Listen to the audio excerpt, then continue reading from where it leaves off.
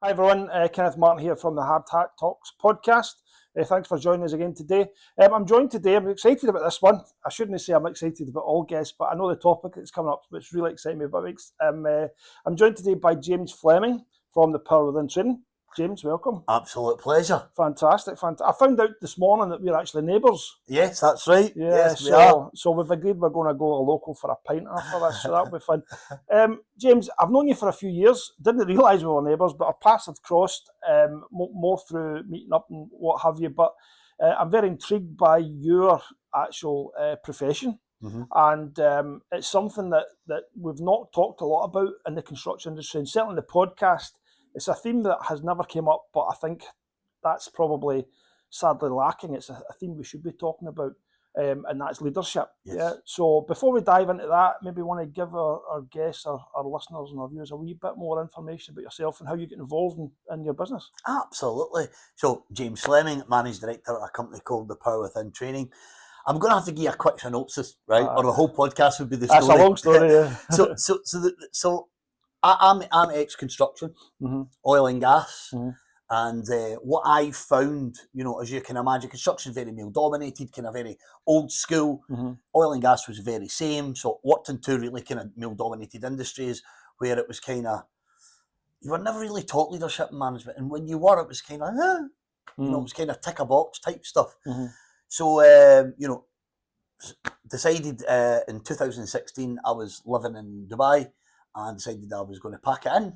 Come home to the UK. Everybody's going there now. And I came back and started up my own leadership company. Now I've never done leadership in my life. I used to be a leader, but I'd never done it. But what I believed that the training out there was, I'm going to be real honest, crap.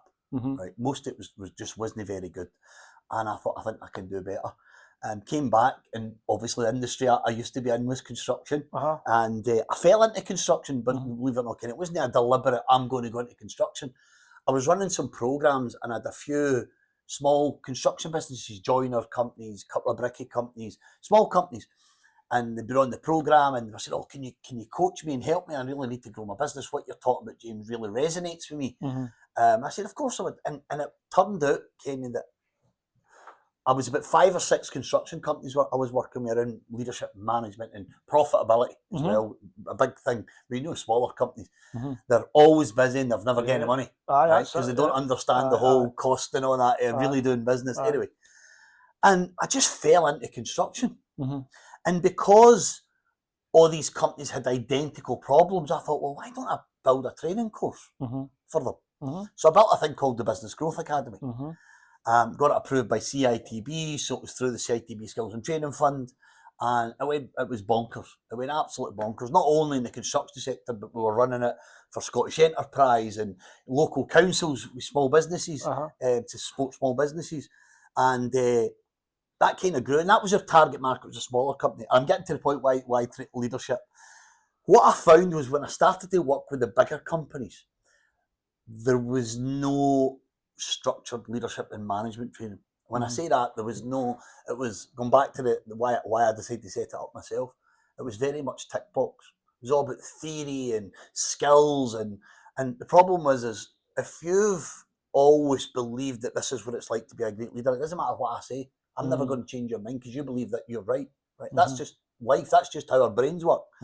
And in the construction sector specifically, you've got, it's still a very old school style industry, right? We've always done it this way.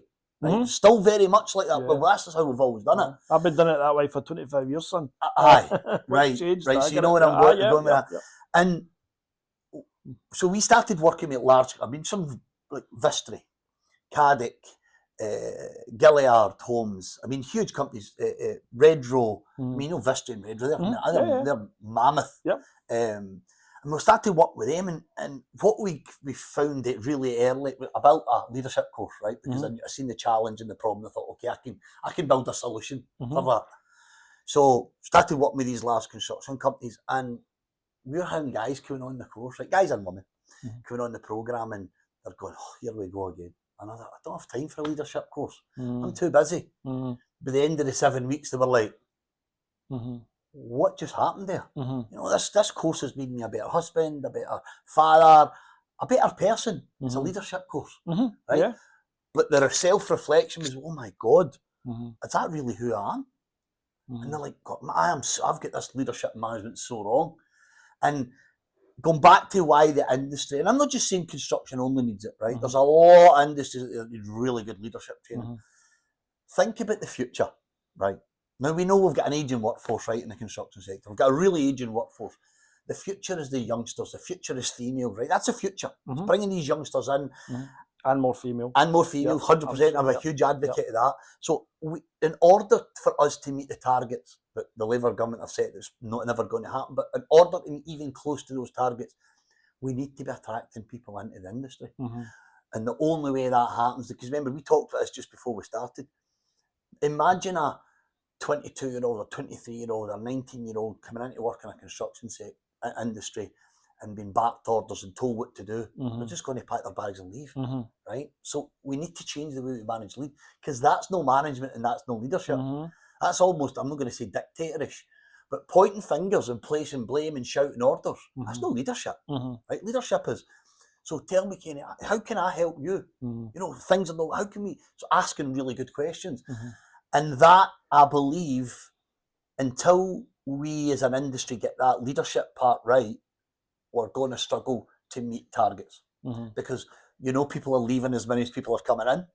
Why? Yeah. So the answer we've got to ask, right, anytime you have attrition, there's always a reason why. Mm-hmm. You've got to ask yourself why, and that's what the industry is not asking enough. Mm-hmm. Why are we losing so many people? Mm-hmm. So forget the age stuff, people getting to a certain age. Mm-hmm. Every time we're bringing people in, there's just as many people leaving. Yeah. And it's no age, you know, mm-hmm. it's females, youngsters. Why are they leaving? Yeah. Because it's a lucrative industry. Mm-hmm. Going to become more lucrative as well. Absolutely. Yeah. Yeah. You know, Kenny, it's the potential. I say this when we go into schools and I ask the kids about construction, and they're like, oh, no idea that construction. Yeah. They want to be a sparky, or they normally want to be a sparky or something like that. And I'm like, do you know how much a tiler makes? Uh-huh. Do you have any idea how much? That's right. You know, a good painter decorator makes. Yep. Yep. Like, I mean, that's middle class nowadays. Yeah. So that's the thing. It's that mindset. Mm-hmm. It's that mindset. And by the way, just as much large companies, smaller companies as well, because they don't know. Remember, they've been probably trained to be a great joiner. Mm-hmm. Never done any business training, never done any leadership training, and they're losing people because of how we're talking to them and how we're treating them. Mm-hmm. That needs to change. Yeah. In this day and age, it's dead easy to set up a business, isn't it? You don't need to have any training. Absolutely. You can get a couple of £100 in company's house, and before you know it, you're a managing director. You know, absolutely. You and your van. But we know it's not that easy. It's not that easy. It's not easy. 20 odd years later, it's still not that easy. And it's the same challenges. You know, forgetting leadership, but running a business is the same challenges year on in. Absolutely. You know? Even trying to grow it and push it forward, it's the same challenges. I'm intrigued by what you said about the school there, because we've done a few visits to schools as well, and we found the same thing whereby, you know, we took in the CGI stuff, the sexy stuff, you know, the drones, that stuff, and they loved it. You know, that's brilliant, blah blah blah. It's who's interested in getting into the construction industry. I think the full class one guy put his hand up, who I don't know, he was the son of a friend of mine, although he didn't know at the time, but I recognised him, and I think it was maybe joiner, electrician he's went in to do. Mm-hmm. I don't know how he's getting on, but that was only about 3 or 4 months ago. But we have spoken about that in the podcast with other guests, is trying to get that younger market. And I think the younger generation have got this thing, well, dare I say it, that, you know, we're going to be influencers and we're going to do this, you know. And it's that whole thing of, I don't know, well, when I went to university as well, I was a full-time course, 5 days a week, you know. Yep. My daughter's at university just now, and I go, what days are you in? And it's 3 days a week. And they're no full days. No, so she can keep up a part-time job. That's right. But it's all that thing of, is the discipline there at that young age to become the future leader, the manager, the leader, to go through the various steps of becoming business owners, etc. And I think that whole thing, I can still see, what I'm trying to say, there was a thing when I was at school, maybe yourself as well, we were at the same age, is that when you went into the construction industry, it's because you couldn't go to university or you never had a professional career. You know, the teachers never viewed you for a professional career, you know. And I see that when maybe not so much now, but maybe when I was a young architect on sites, you could see that the labourers, the joiners, the apprentices stuff, you thought they're the guys that were, you know, back of the bike shed having a wee puff, you know. Absolutely. No offence to them, you know. Changed. That's changed now. Oh, it's changed now, definitely changed. And I think the thing that I saw quite a lot, and still do, in terms of communication and leadership between ourselves, and the construction industry. And I'm not just talking about the contractors here, I'm talking about planning consultants, planners, building control professionals, engineers, is a complete and utter lack of responsibility for communication. You know, it's like, get that tomorrow. Then they forget, never respond to phone calls, emails, and that stuff. So there is that whole challenge and cultural thing, I think, that's happening in the industry, which I think ultimately needs to get resolved from leadership at the top down. You know, and I think that's what's quite interesting about what your business promotes. So I guess the wee thing I'm going to say is, without giving the whole course away, because obviously you can't, but what types of things would you, a wee bit more detail about how you work with these companies? I'll give you a couple of key points, key outcomes and learnings for anybody becoming a great leader. The first one is feedback, right? As humans, we're not very good at feedback, right? Because I can say to you, give you 5 things, Kenny, that you're really good at. Right? I'm your boss, right? I'm the CEO, managing director, direct report, whatever. And I'm going to tell you 5 things that I really like, and one thing that you're not doing very well. You're going to go home on Friday. What are you going to focus on? The thing you're not doing well. Right. Because we don't like feedback, right? Because we automatically, when you think somebody's going to give you some feedback, where does your mind automatically go? It goes to the negative. Well, shit, what have I done? What have I done? Right. So that's what's coming. So that's the first one, right? Yeah. As leaders and managers, we need to understand that feedback is actually a good thing. It's how you give it that matters. And I don't mean, you've heard that saying, the shit sandwich, give them the shit first and then give them the good thing. Doesn't matter how you do that. That's not how it is. You need to teach the people in your business and organisation, and particularly the younger generation coming through, you need to let them understand that feedback's a good thing, because that's how we learn. We learn from the feedback, and then learn how to give the feedback properly, right? Rather than telling them all the good things and the one bad thing. Is there another way of putting that across? And by the way, the easiest way to do that is to ask really good questions of the person. So rather than just going and getting the feedback, say, listen, I noticed you were working on that project, and things you're struggling with, but how's things going? How else can we make that better? That's great feedback. You're getting to the same answer, you're getting to the same outcome, but you're doing it completely different. So feedback is one key thing. Outcome. I mean, there is loads. But feedback for me is massive. And then communication. So you've got management communication, right, and you've got leadership communication. So what management communication says is, management is setting goals, setting targets, systems and processes, right? You're managing something, right? You're setting expectations. That's management. What most people think management and leadership is, hey, Kenny, why you not got that done yet? What's you're pointing fingers, placing blame, making people frightened that mistakes are not okay. But mistakes are actually the way that we learn, right? So that understand that communication. So leadership communication is a completely different thing. Leadership management are very intertwined, but the communication is completely different. A leader, this is another misconception in this industry, in a lot of industries, but in this industry specifically, is leaders believe they've got to know everything. That's not good leadership. Because if your guys are coming to you to fix all the problems, you're going to burn out. You're going to get stressed. You're going to be not be able to sleep at night, because you're taking all the problems and you're having to come up with all the solutions. A better way to do that is, listen, Kenny, say you come to me a problem, I say, Kenny, listen, I think that is a problem. Go and explain to me, what exactly is the problem? You say, well, the problem's this, James. You know what, Kenny, I agree that is a problem. What do you suggest that we do to solve that problem? James, I don't know, that's why I'm coming to you. Kenny, see if you did know, what would you do? Well, I'd probably do this. You know what, Kenny, I think that's a great idea. Why don't you go do that? Now, if I tell you what to do, who owns it, me or you? Oh, you. Right. If you tell me, who owns it? That's it. Right. Listen, we run programs so forget the construction sector now, for large companies in Scotland, right? So we do a lot of work in larger companies in Scotland, and it's normally their senior person that comes on, a CEO or a CFO or something like that comes on the program. And it's about leading change. And in day one, what do you think the biggest challenge that all these leaders face? Thinking about the conversation we just had, what do you think the biggest challenge is? Burnout. Burnout. All right, okay, right. They're coming in and they're thinking they're great leaders because they're fixing everything and they're solution driven, and that's no leadership. That's no, because first of all, you're weakening the people in your team because you're thinking for them. You're always thinking for them. Let them learn themselves. Because if you ask that question enough, so what exactly is the problem? What do you suggest that we do about it? And can you go take action and put that in place, yeah. they start to ask themselves. Yeah. Because they'll eventually go, I'm not asking Kenny, because he's going to say the same thing again. So they'll go and ask themselves that question, okay, what exactly is that problem? Right? What's the solution? Oh, I don't know. Okay, if I did know, what would that solution be? And they start to come up with a solution. Now, you can always say to them, come run it by me. Yeah.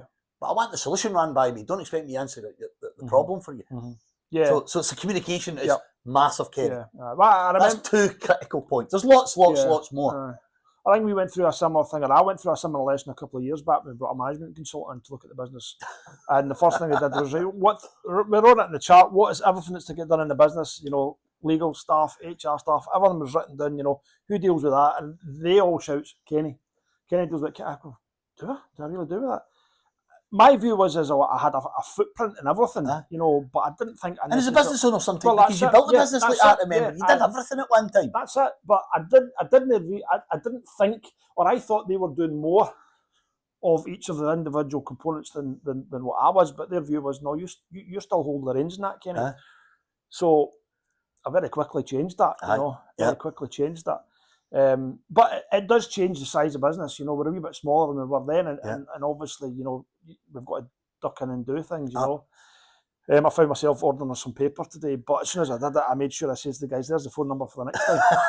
You know? Listen, I teach this stuff and I still do, because see the thing when a small business, when I say small, kind of 20 employees to kind of 10 employees, I'm considering that small. 30 small, still small as well. What you tend to find is you've done every role. You've done every job, you've done every role when you first started up, right? You did the marketing, you did everything yourself. Nobody knows your business as well as you do. It doesn't mean we're an expert at everything. No, definitely not. And that's the key in it. Is if you're going to bring on experts, let them do their shit, man. You know, let them do their shit. Don't keep getting involved. Absolutely, yeah. And you still need to keep, you know, a view of what's going on. I think that's part and parcel of the leadership role in the business that I have just now, is to make sure that what goals are set are being achieved, and that feeds down to the team. You know, then there is a method in which we communicate that, of course. But yeah, I can see your eyes piercing me into coming to one of your courses. Not at all. I'll have a think about that one. And by the way, see large companies. I said that I'm going to talk quickly CITB. Love them or loathe them, right? They're there, right? We've got to live with it. The CITB. And some people like them and some people don't. In fact, most people don't, some people do. Now, I think they're a great organisation. They've got a great leader. But I also believe that they're making it more difficult for people to get good training. I mean to be careful what I say, right? Because they are a great organisation. They add loads of value. Large organisations, right, get access to a leadership and management fund. So the big companies, 200 employees and above, they get access, which is brilliant.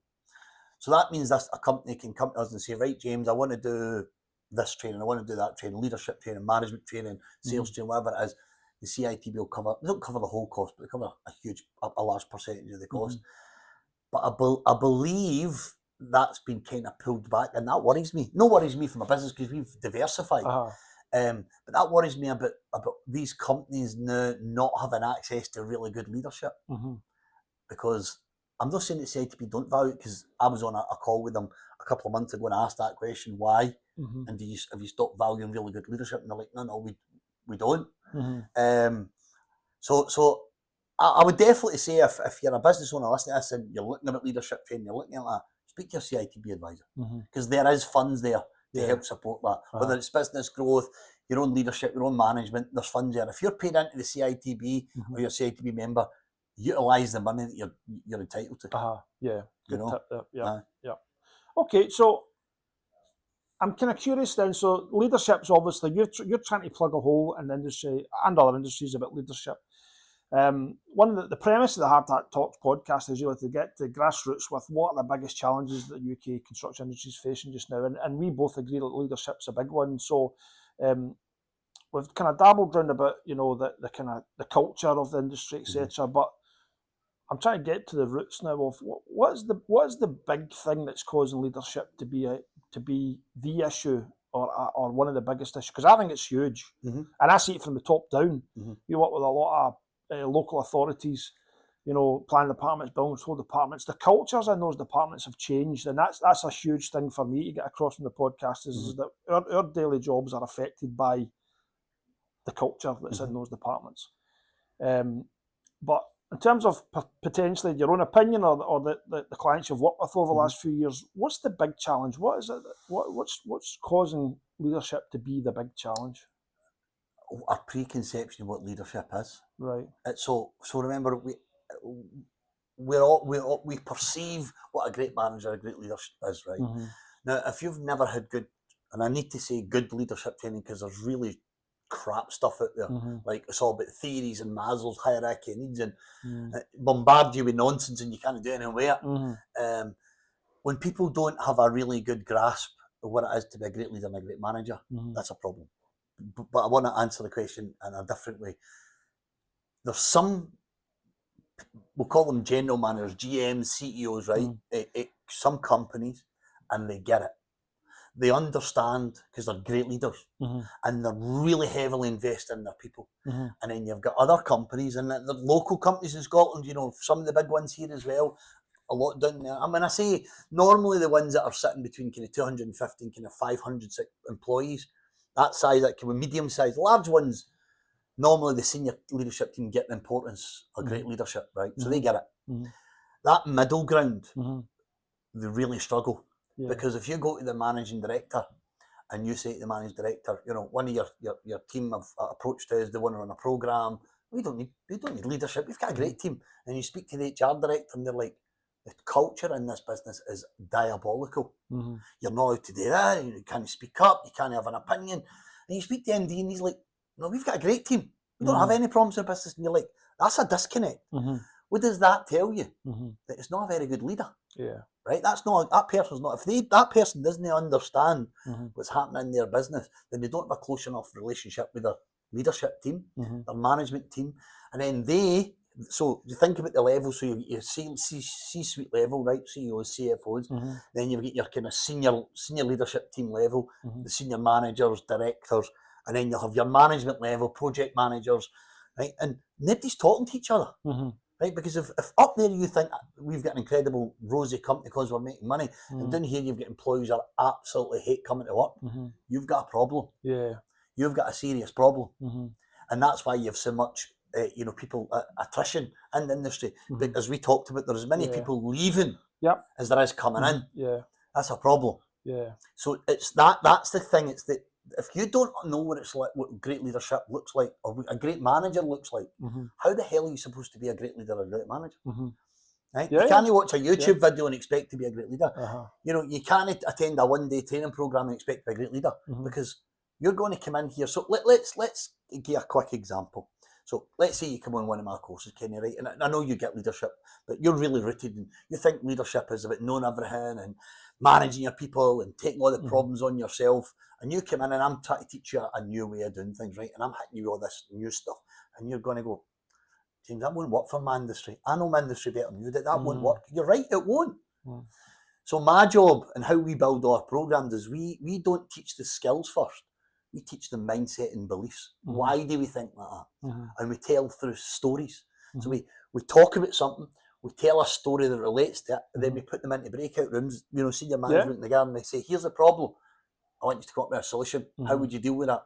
And then we bring them all back in and we discuss it. And we do that right through all the way through the programme. And what that does is people start to think, oh, that's actually a good idea. And then the next thing that happens is, oh, I actually think I could probably do that in my team. And then if I get good at this, I'm going to have a much better, highly qualified team, people that take ownership.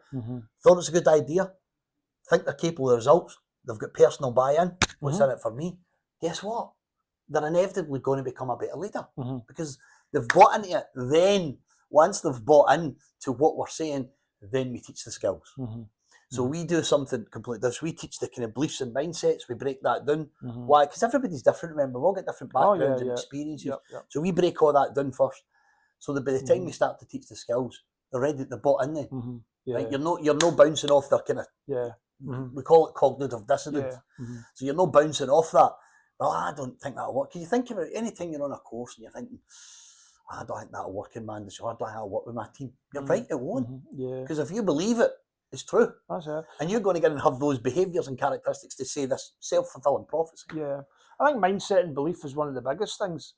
And it reminds me of a story. I was driving behind a lorry last night, and I was brought up in Shorts, right? You were born and bred not too far away. And it was a young guy who was a year below me at school, and he's got a fleet of lorries all over Europe, and I was behind him, and I went, "He's sure done well for himself, you know." And then I thought to myself, man, his dad had a company when he was younger. And I thought it's funny that not always, but a lot of people who've been exposed to business, who've had, like in my household, my wife and I both got different businesses, my kids are exposed to business chat, etc., etc. And that mindset and that belief that you can do it. Yep. You've heard the challenges of running the business, the pulling your hair out, that's happened. This Hard happened, graft. you know, it's hard graft. But if you're exposed to that at an earlier age, Absolutely. then you're in my mind, you're halfway there to becoming a manager or a leader of your own business. You Absolutely. know? And so mindset, I think you're absolutely spot on.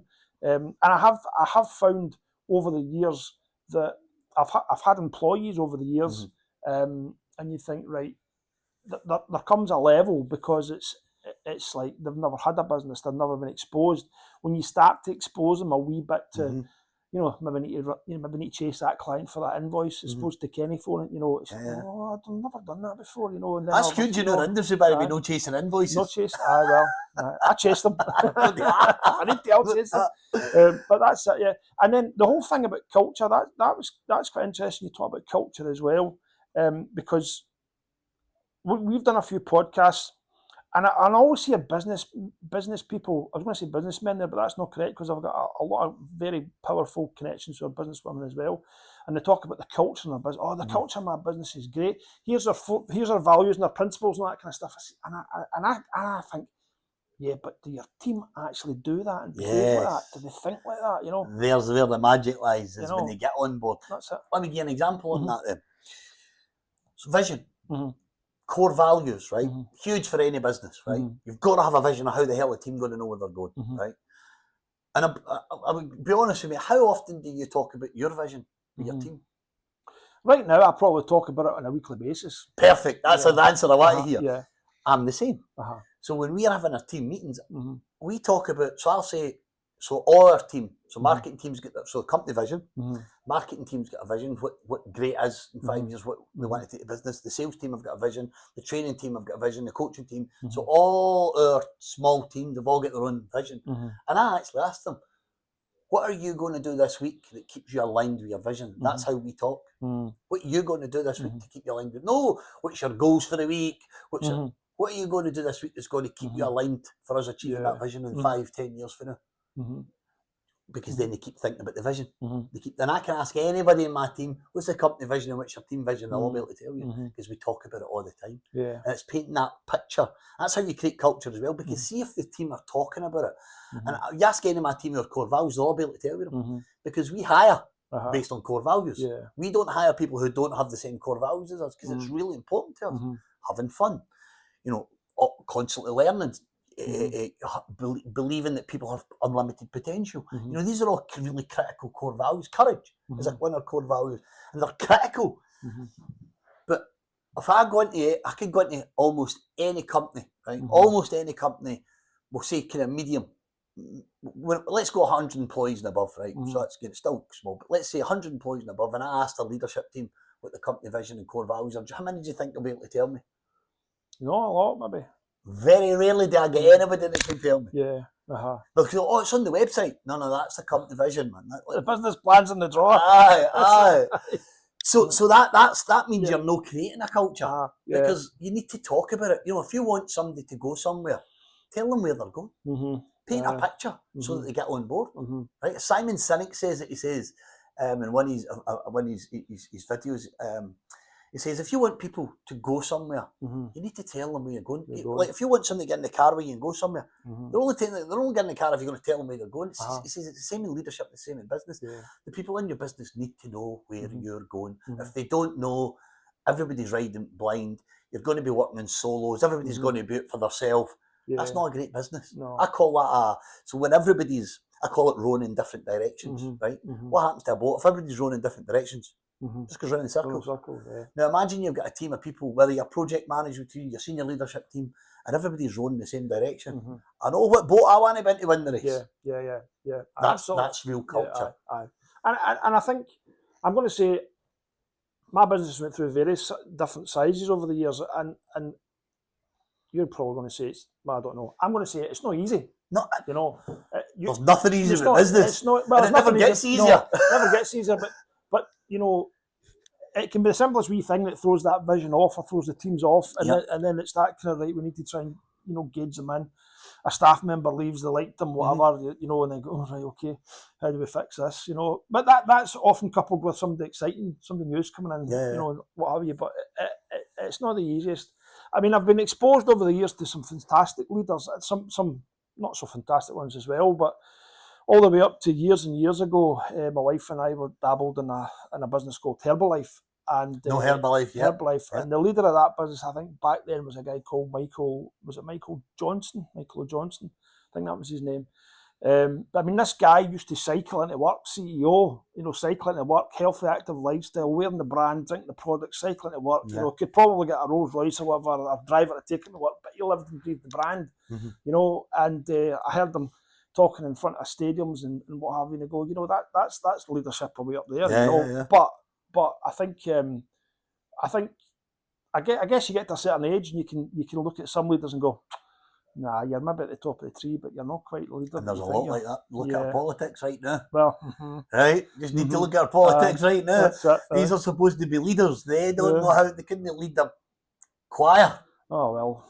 Mr. Trump's got the button, so that makes him the leader regardless, doesn't it? As long as he's got the finger on the button, he's the leader. The UK right now. Oh dear me. Anyway, so that's politics. Not a political show. I want to go to what you talked about when things don't go to plan. Right. Like any business, nothing ever goes to plan, right? And you have these, so we had a huge growth plan so last year, 17 staff. The plan this year was to hit about 24. No double revenue, but close to double our revenue, getting us up to about 24 staff. It never worked out. It just, things happened. Yeah. The people that took us to the kind of £1.5 million, weren't the right people to take us to the 2 and the 3 million? I wanted to chat to you about that because I remember you saying that before. It's not the right people. It's different people. It's different mindsets. And because it's really difficult, apparently there's the statistic there. Going for a small to a medium-sized business is probably one of the toughest things for any business to go through because of culture and lots of other things and new people coming in. But my point I was going to make is we changed it to quite a few people because see when you're really small, right, when there's only kind of tennies and people can get away with because you just let them do their thing, right? But see when you get to a point where you need people to step up because they've been 60% loaded for the last 12 months because that's how I build my business. I don't bring people in and overload them. I bring people, let them grow. And then when it comes time to step up and they can't step up, I'm just thinking, like, that's not my vision. That's not my culture. That's them. That's them. Everybody gets the exact same opportunities. You take it or you don't. Right? And if you don't want it, then you're not the right person for my company. Because I'm a big believer in setting expectations. So my expectations are high. People will rise and they will fall to those expectations. I set high expectations. 90% of the team will rise, some won't, and that's okay. I'm not saying keep people that don't fit or people that can't help you grow the business. Everybody at their own. And so, in fact, sometimes by letting people go, you're actually doing them a favour. And I want to talk about something you said when somebody leaves. So we've had a few people leave at the company.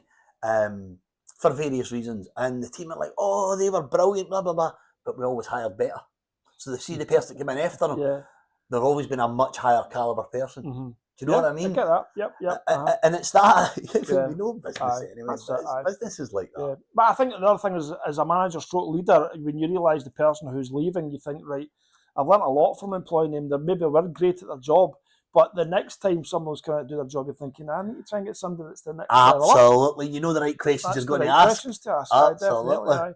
And in fact, all of that said, we're recruiting just now, but instead of me doing all the recruitment, I'm trying to get the guys to recruit as well, trying to diminish some of the responsibility. I do that all the time. Because as far as I'm concerned, you guys have made a decision as well about your next team member, and get a bit of buy-in from that process as well. So it's quite interesting. I'm intrigued to know, who's your favourite leaders?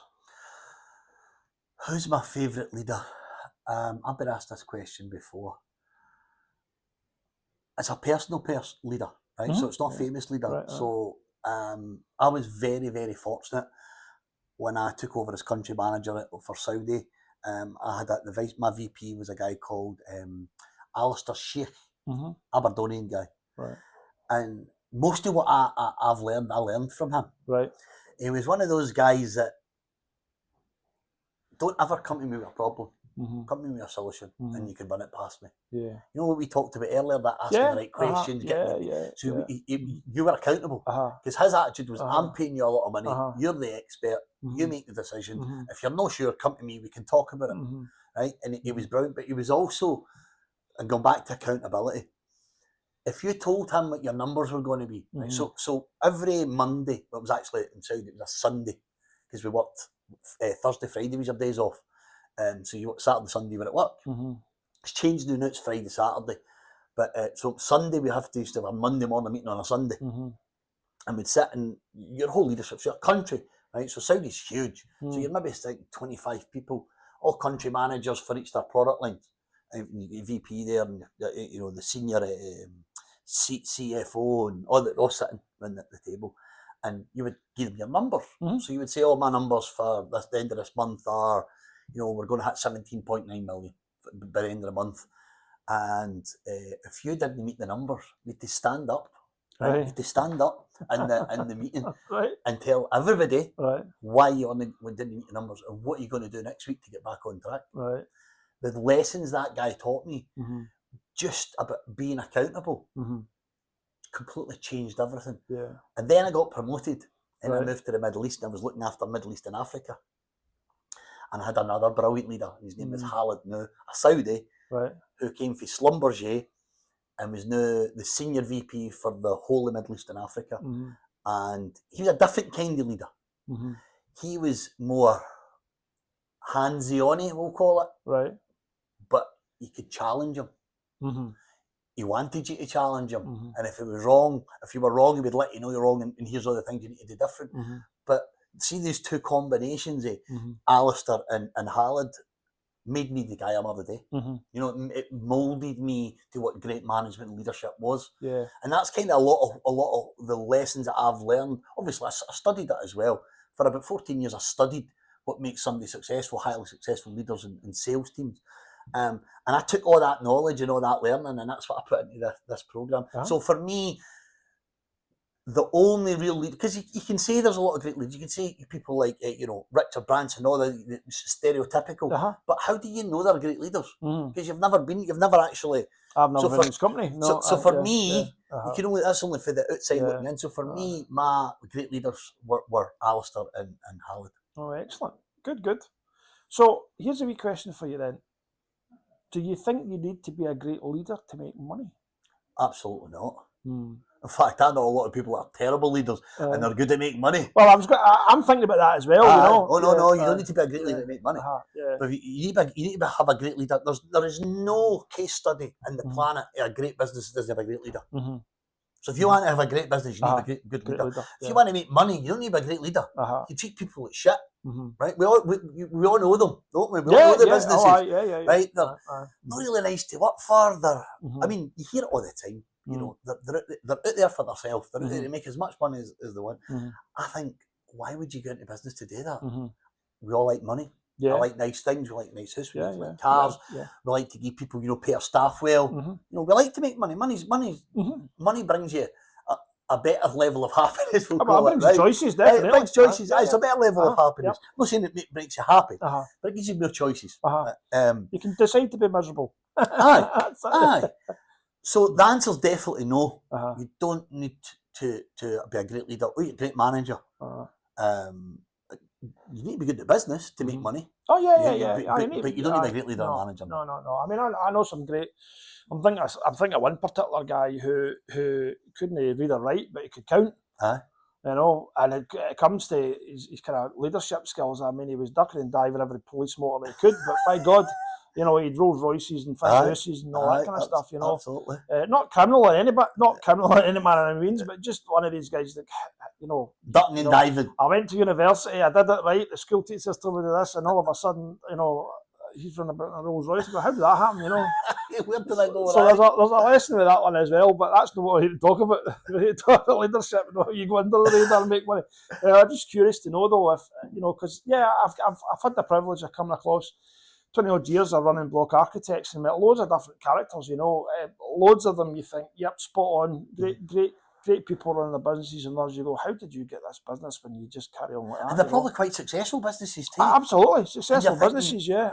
How? That's it. But interestingly enough, it's that thing of if you're a business working for them, you know, and you've got to listen to your team, and they go, you know, one project and out, Kenny, you know, they're terrible to work for, you know. Listen, I'll give you a story. I'm not going to mention any company's names, right? It's a big company in Glasgow, and they're chartered architects. All right, okay. Right? Might know them. And the leadership team, see the way they talk to their staff, it's absolutely disgusting. Yeah. The way that they speak to their you know, these young guys been to university, university, come work. The way that they speak to them, man. We've got I better forgive how I say this in case somebody will find out who it is. We've got a friend that's got a husband that works in there, and the stories that they tell us, I just think to myself, and this is a successful company. They're very profitable. Yeah. They're big. You know, I think they've got 200 employees, something like that. Yeah. And the way that the managing director talks, and in fact, all the leadership team talk to their people is disgusting. Yeah. And they're still successful. It's an interesting topic, and as much as that, there's a kind of rift just now, or a wave going through the architecture profession, where the people are talking about how companies treat, particularly the younger architects or the students who are coming out of university, treating them like workhorses, etc. Now, I've never been exposed to that. Yeah, that's exactly what happens, by the way. I've never been exposed to that. I've worked in the big design practices in London. On occasion, you have to work late, but that's typically the whole office is working late, time in lieu kind of thing, big deadlines, you know. And sometimes you have to. Sometimes you have to. Absolutely. But I honestly, hand on heart, can't say I've ever been in an office where I've experienced, you know, the whips getting cracked, people getting shouted at, etc. And the language, by the way, that's used. And it really surprises me that it's still going on. It's still going on. You know, and I'm like that with the team in here is like, guys, if you are working at 6 o'clock and 7 o'clock at night, I says there's something wrong. You know, either you're not being efficient as you should be, i.e. dilly-dallying during the day, and I know you're only doing that because you're good, or I'm completely under-resourcing the projects, and that's on me, not on you. Yeah. You know, and we've never been there. You know, when the guys are due to finish it, we've got various flexi time, but when they're due to leave, they, you know, within all our employees are 5-10 minutes, flexi. They can go. Our working hours is for 8 in the morning to 7 at night, and you work any hours you want in between that. It's up to you. Yeah. You want to go to your kids' school? Go. You want to go shopping? Go. As long as you're doing, even the sales team, you can work 140 hours. You work 40 hours a week. As long as you meet your targets, I'm all right. I don't care what you work. You work 30 hours if you want. You need to meet your targets. But don't work 30 hours and no meet target, because I've got a problem. Yeah. You know, it's setting expectations. Yeah, that's an interesting bit. I don't know if that would work for us, but we can have a chat offline, you know. We let them work their own hours within a time frame. Obviously, because we've got customers and clients we need to service. Yeah. But no, I'll let them. Yeah. You want to come in at 8 and finish at 4? Come in at 8 and finish at 4? I don't care. As long as the work's been done. You want to leave at 3? Leave at 3. Well, maybe let's chat on that then, because after COVID there was that whole thing of, you know, working from home. Yep. And then we've seen a lot of the big banks and the PLCs and leadership saying, hey guys, this isn't working for us anymore, so back into the office, please. We want to explore that a wee bit. Absolutely. Yeah. Absolutely. So obviously you're a wee bit more flexible, but what do you see in the industry with that one then? Depends on the role. Right? So in the construction sector, you can't really have that because of project managing, and you've got to be able to speak to people instantly. So that's, I think certain sectors, like banking, for example, right? Still, most banks, most of their employees work from home most of the time. Not all the time, but most of the time. And even in the software industry, they might have fancy offices, but a lot of the employees work from home a lot of the time. And I see that, and I would probably say about 80% of industries across the board, that most, not all, but most employees at some part of their week they're home-based. Now, our employees, we've got an office over in Eurocentral. Nobody's into the office. It's a waste of money. It's a waste of space. Everybody works from home. Me and my guys go over there. We're having meetings and things like that. We go over to the office. But everybody works from home. They've got screens. They've got chairs. They've got we pay for desks. If they've not got a desk, we set them up. Yeah. I find that they're more productive, but it's based on trust. Yeah. A lot is based on trust. So I would say it's horses for courses. If it works for you, great. Like, for example, a lot of telesales companies like that, they want the people in the office, they want to see the calls they're making. And then you've got the other side of the coin, you've got telesales companies and other staff work from home. It's horses for courses, in my opinion. And every industry's all have their pros and cons of why it works. It works for us. You know, in our training, most of our training is done virtually on Teams or on Zoom. We do face-to-face. You know, for example, CCG in Glasgow, we did a big leadership training for them, and it was in their facility. So it's just whatever a company wants. Yeah, no, I get all that. We've debated it in here, but I think that we had a few juniors at the time, and the challenge for us was we thought about how do we train the junior members of staff. You know, I don't mean any other industries, but architecture's a particularly complex profession. Yeah, you need somebody there. You know, it's not just a matter of your job is to do the door schedule, because to do the door schedule, you think about the walls, you're doing the walls, you think about it. So there's that whole mindset about thinking about everything, and then in comes sustainability and planning and building control. And the reality is we the management in here think that, well, actually, you know, to understand all of that and to be able to answer the right questions at the right time, to be able to walk past a desk and for us to look at a drawing and say, does that work? Maybe if we try this or do that. So that's where we felt that, you know, working, we work flexible hours, but we're all in the office because... And I get it. I totally understand. For example, then, or the kind of other side of that coin is, in your industry, you can't really make mistakes, right? You can't really get it wrong, right? Well, you can, but you're not supposed to. It's going to cost you a lot of money. Right, I mean, it could come back and really bite you in the bum. Absolutely, In my business, all my staff are senior. Well, not all. 99% of my staff are all senior people. They've run businesses, they've all been worked in big corporate organisations. They don't need their hand held. Most of the time, I'm going to say no either, but most of the time, they don't need their hand held. However, we've also hired graduate engineers, so young people. My daughter, for example, came and worked for us. It's all right for them to make mistakes. It's a post on LinkedIn. So it's all right to make mistakes. You know, do you know what I mean? So it works for us because, for example, Teams. Do you Microsoft Teams? We do, yeah. So basically, it's like when we dial in, it's like everybody's sitting in the office. You know, our meetings, it's just like everybody's there. So the marketing team do that, the sales team can do that, the coaches and trainers do that. You know, myself and the leadership team, we have regular, really small meetings because I hate long meetings. And that makes us feel like we're all a big part of the family. And whenever we can, award ceremonies, Christmas, we fly everybody up because our employees are all over the UK. We fly everybody up. So Christmas here, we brought everybody up, paid for the hotels, paid for accommodation, paid for the flights, train, whatever they were getting, all their food, all their drink free. And we had a great night. And everybody feels like you know everybody. Yeah, you know, everybody's like, because you've built all these relationships. So again, it's going back to the whole point. There's some industries it just can't work, right? And there's some industries that can make it work. Like, for example, again, a quick one. I tried a 4-day work week, right? We did it for 3 months, right? And it didn't work for us, right? Okay. Right? Productivity didn't go up. In actual fact, what was happening was see the staff because they're working from home. So instead of working, so rather than working a Friday, they were working Monday. They were still working 40 hours, but they were sitting from 4 o'clock to 6 o'clock, sitting watching their watch, watching the clock. Right, not productive. Non-productive. And by the way, it was there. So we the feedback we asked them to use for, so we didn't know what would you call it when you don't know who they are. Anonymous feedback. And we asked them a series of questions. What was the best thing you learned? What was the thing? What would you have done different? So we asked them a series of questions, and we scored them. And I would say about 80% of the staff said. So first of all, a lot of them pulled it. So a lot of them in the way, about 4 or 5 of them. Remember, we were only 17 years, so 4 or 5 of them pulled it in the first month. They're like, no, this doesn't work for me. Right. I prefer just doing the normal hours and then think, great. And then the rest of them found it really difficult. They really, I think one person thought it was a great idea. I think my daughter actually thought it was a great idea. Funny that younger generation. She was fine with it, although she did find it hard. She did say she did find it hard. And but the overall feedback was no good thing working from home. You know, in an office different, working from home, they really struggled.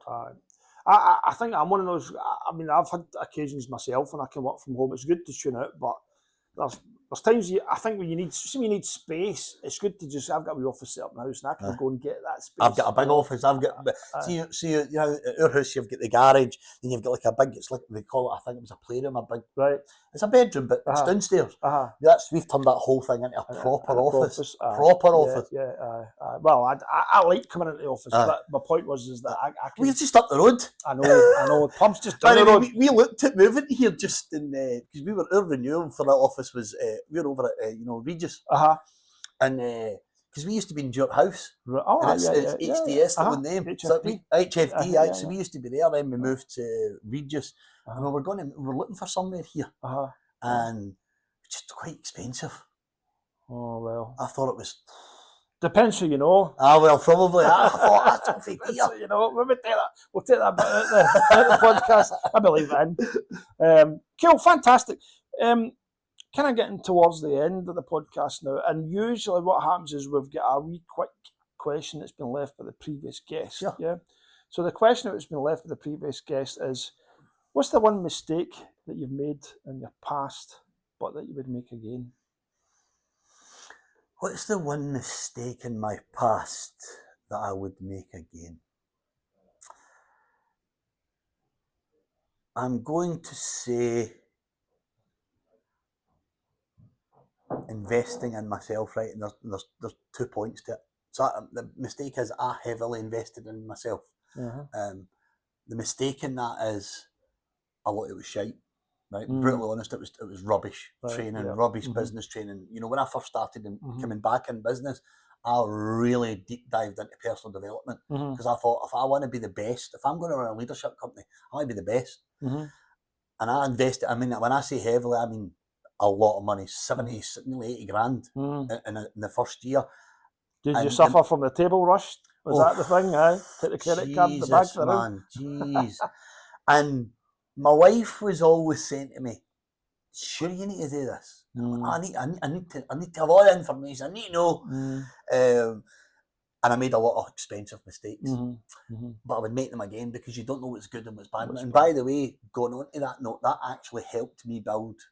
Remember the Business Growth Academy? About teaching people how to be. So you've got all these, trades who are brilliant at what they do, but haven't got a clue about profitability, margins, markup. They don't understand the real cost of running a business. You know, their vans, and they don't understand it. And it was because of that really crap training. And I thought, if that's what's out here, holy shit, have I got an opportunity? Yeah, I get it. So that's the kind of the two. So it was investing in myself. I made a lot of mistakes. Because you don't know what's good until you try it. But I would make them again because it's because of the mistakes that I've learned the lessons that I have today. So that's one. Can I give another quick one then? Right, another quick one is, and I can't mention names, in 2021, so we're an SQA, it's not called SQA any longer, it's just Scottish Qualifications, approved training centre. So we've got our own executive diploma.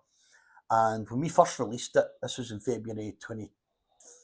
January, February 2021, we released this new programme, and it went bonkers. Right, it doubled our revenue literally in 6 months for the previous year, just this one training programme. And it was a company from Aberdeen, and they'd seen it. Oh, we love your stuff, and we'd love to do a joint venture with you. So this is would I do it again, right? So, and by the way, I really never wasn't going to do it again. So we went into a joint venture with them, and they were up in Aberdeen, and they were basically, it's almost like a license agreement we had with them. So they got a percentage of the sales. Right? The company took our cut because we created it, developed it, we run it, and then the JV get the rest of the profit. Right. And we split it between us. And they stole our content. They took our content and they stole it. So I was like, so every time somebody'd approach me for a joint venture again, and by the way, it cost me 75 grand to go to court and get my shares and all that back. So that was a very expensive mistake. And the reason when I do it again, I have done it again. But this time I got a big lawyer's company to write up the agreement. So it was absolutely written in stone. Uh-huh. The previous time I tried to do it cheaply. Uh-huh. I went to somebody I knew who used to be a corporate lawyer, and they wrote us a JV agreement, and we all signed it, and it was full of holes. So that cost us a lot of money because a lot of the holes were hard to fight against. This time I went to Harper McLeod. It cost me like $7,500 to get the agreement put together, but it's a proper, and it's very clear, and it's and there's get out clauses in it and everything for both sides. So that's another lesson. But I would do it again because the new JV we've got is an incredible. We've got another JV done in England. It's called Women in Construction. So we've got a JV called Women in Construction, and it's just about bringing more females into the construction sector. Yeah, excellent. Well, I've done the JV thing as well, and it didn't work out. So would I do it again? The answer is probably yes under the right circumstances. But the thing I would do is exactly what you've just done: is make sure the JV. Because I don't even know if I had a JV agreement. To be honest with you, more directors in the company, So definitely the next time round it would be proper JV written, and it was Harper McLeod who helped me get out of that last one. So I know about the fees. Do you know the scary thing, right, about directorship, especially if you're an actual director of a company, your fiduciary duties. Yeah. People don't realise Yep, absolutely. how much everything is going to be for the best interest of the business. Yep. Or you're leaving yourself wide open for legal. It was because of that clause, fiduciary duties, that we were able to get our shares back. Yeah. Excellent. Because they weren't doing the best for the business. They were doing the best for the business. I've thoroughly enjoyed myself. I think that the topics, hopefully, of leadership and some of the stories, the anecdotes are fantastic, and hopefully the listeners have gained a lot from it. I've gained a lot from it, and I'm sure there's a few people out there we could influence in terms of gaps and get them on board your leadership training, because I think that's very, very important. So just before we wind up, though, there's the next guest coming on. Would you like to leave a question for the next guest? What question would I leave for the next guest? I'm going to stick with the leadership route. Great, yeah. Who's the best leader you've ever worked under, if any, and why? And you can't say Donald Trump. You can't say Donald Trump. Like him or loathe him, the guy can lead. Oh my goodness. Right? The guy can lead, and he can take action. And he's not scared to open his mouth and go Sometimes for it. A wee bit of him here would have been is a good thing. No, a lot of him, but a bit of him. Well, the thing I see over here is in my industry is all this talk about let's speed up the housing. Nothing's happened. Another committee to look at the committee who's not doing what the committee's supposed to be doing. Go, here we go again. Anyway, that's it. James, thanks for coming on the podcast. Pleasure. It's always good. And how's best to reach out to you? Listen, probably your listeners will be sick of looking at me on LinkedIn, but LinkedIn, huge on LinkedIn. I think it's an incredible platform.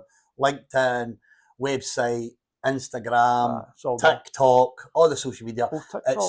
James Fleming is my personal LinkedIn, and then the Power Within Training. Every other platform is the Power Within Training. Great, it's all there for listening and time too. So thanks for that, everyone. We'll catch up with you next time on the Hard Hat Talks podcast.